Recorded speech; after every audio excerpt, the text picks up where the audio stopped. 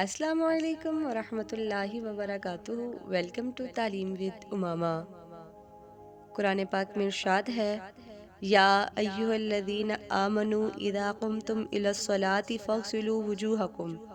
اے ایمان والو، جب تم نماز کے لیے کھڑے ہو تو اپنے چہروں کو دھو لو۔ میں ہوں آپ کی پیاری بہن امامہ۔ امید کرتی ہوں تمام مسلمان اپنے گھروں میں خوشحال ہوں گے۔ پچھلی ویڈیو میں ہم نے غسل کے بارے میں سیکھا تھا۔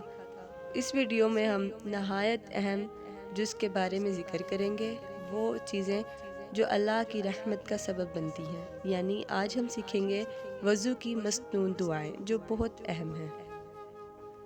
وضو صرف ظاہری طہارت نہیں بلکہ دل اور روح کو بھی پاک کرتا ہے۔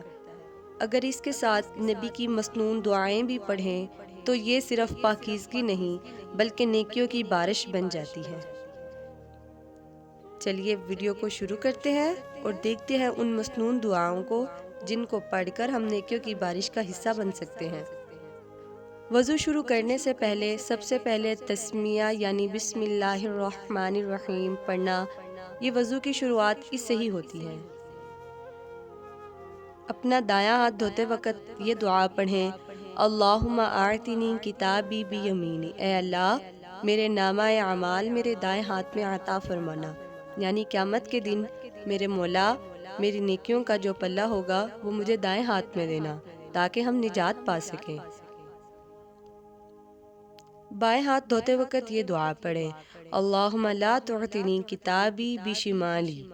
اے اللہ، میرے نامہ اعمال بائیں ہاتھ میں نہ دینا جس کی وجہ سے ہم عذاب میں مبتلا ہو جائیں گے۔ اللہم اغثنی برحمتک۔ اے اللہ، اپنی رحمت سے مجھے ڈھانپ لے۔ اے اللہ، اپنی رحمت سے مجھے ڈھانپ لے، اپنی رحمت کے اندر مجھے لے جا اور دنیا کی بدکاریوں سے، گناہوں سے مجھے بچا لے۔ پاؤں دھوتے وقت یہ دعا پڑھیں، اللہم ثبت قدمی علی صراط یوم تزل فیہ الاقدام۔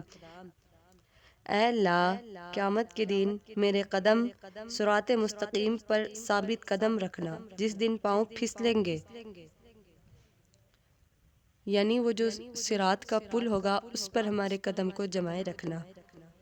وضو کے بعد کی دعا یعنی جو آخر میں پڑھنی ہے، اشہد ان لا الہ الا اللہ وحدہ لا شریک لہ واشہد ان محمدا عبدہ ورسولہ، اللہم اجعلنی من التوابین واجعلنی من المتطہرین۔